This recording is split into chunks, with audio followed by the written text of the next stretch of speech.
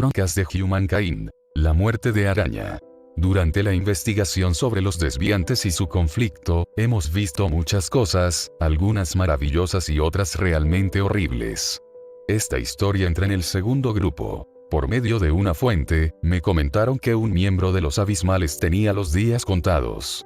Cosa que sería bastante normal si es que pensamos que la guerra trae altos y bajos, de las que ninguna facción se salva.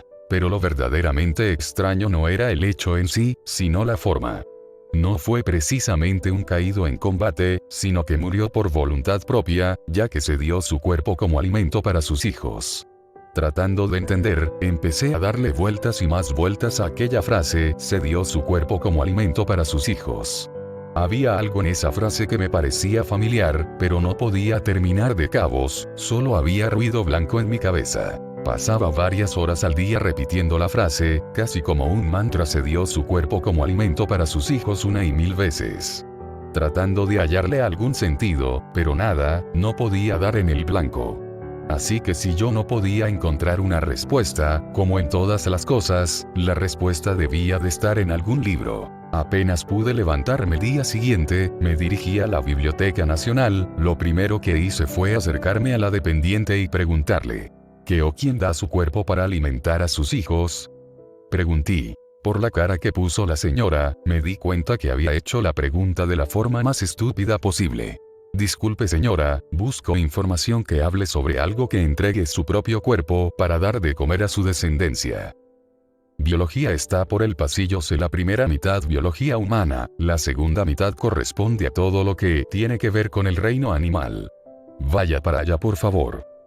Llegué al pasillo C y empecé a hurgar en libros de biología animal de todos los grupos, mamíferos, peces, reptiles, insectos, etc. Así que tomé algunos libros y volví a mi departamento, principalmente porque en la biblioteca no se puede fumar, y lo necesitaba si es que iba a estar su buena cantidad de horas frente a un libro. No sé cuánto habré estado leyendo, siento que podría dar cátedra sobre el comportamiento animal. En fin. La cosa es que existe en el comportamiento algunos animales que se entregan a sus crías para que éstas las devoren, y así tienen los suficientes nutrientes para que sobrevivan hasta que puedan dejar el nido. Esto se da muchas veces en casos extremos, pero es algo normal dentro de ciertos grupos de insectos, sobre todo en arañas. Ya la respuesta era un tanto obvia, ¿no? Era simplemente cosa de asociar animales, abismales, insectos, arañas. Solo podría dar un nombre: Hugo Sandoval. Araña. Él sería quien se entregaría a sus crías para que lo devoren. Suena bien, pero ¿cómo sería eso posible? ¿Cómo araña, como hombre, podría dar a luz? Y si eso posible, ¿qué clase de aberración podríamos estar presenciando? Pero ya era mucho trasnochar, el cuerpo me dolía, necesitaba dormir. Cuando desperté con ese sabor a cenicero en la boca, las uñas amarillas y la cabeza bombada, vi que sobre mi escritorio había un paquete. Les juro que en ese momento ni siquiera me cuestioné cómo llegó ahí. Eran libros, más libros. Eso sí, estos se notaban que eran antiguos. Claramente eran de propiedad del abismo, alguien los había robado de la biblioteca del templo. Esto tenía mala pinta. Uno de los libros llamó particularmente mi atención. Su título era Mutación Voluntaria, traducción de Maese Horatio, y decía: estamos ante una técnica peligrosa, impía, pero muy poderosa. La mutación voluntaria, como la hemos de llamar, es una técnica poco utilizada, ya que en la mayoría de los casos de quienes la intentan dominar, mueren al no poder soportar el proceso.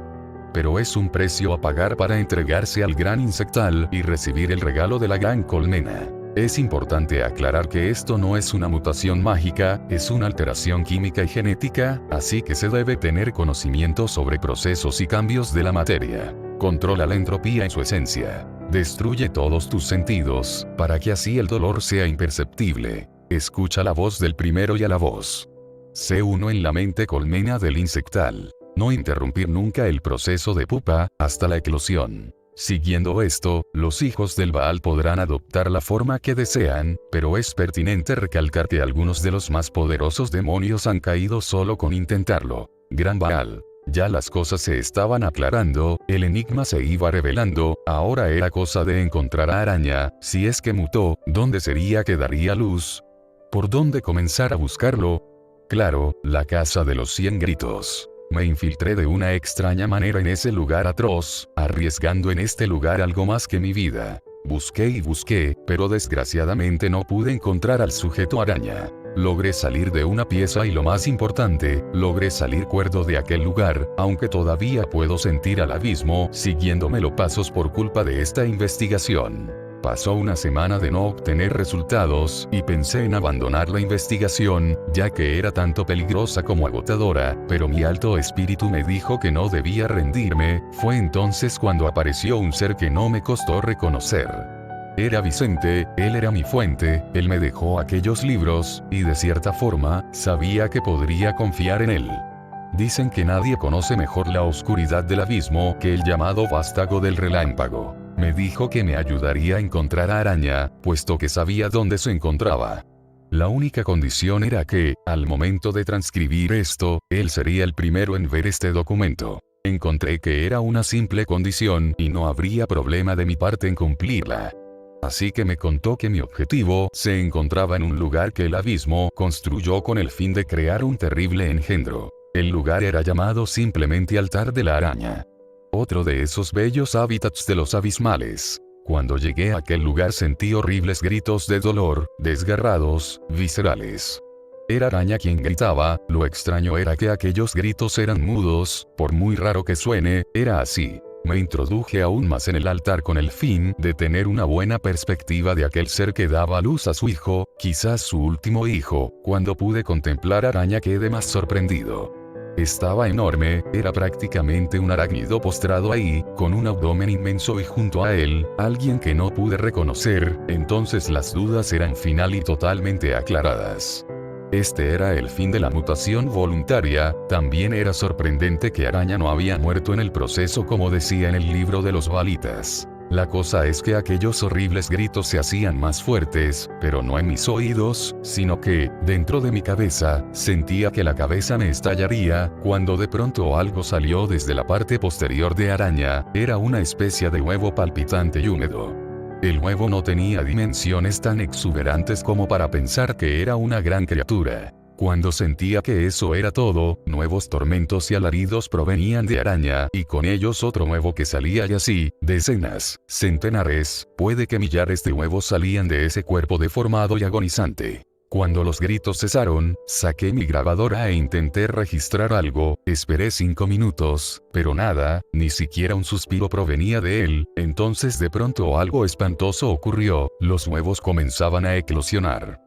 Seres asquerosos salían con dificultad de aquellos huevos, arácnidos de apariencia mutante se retorcían para así lograr salir de su capullo. Cuando ya todos los hijos de Araña estaban ya de pie en sus 8 patas, llegó el momento del discurso final. Esto fue lo que pude rescatar de lo que Araña les comunicaba por medio de telepatía a sus crías. Hijos míos, ustedes nacieron para sembrar dolor y muerte, tanto que ni siquiera el mismo abismo me perdonará. Todo sea por la causa. Ahora he de morir, pero mi cuerpo será dejado aquí para ustedes.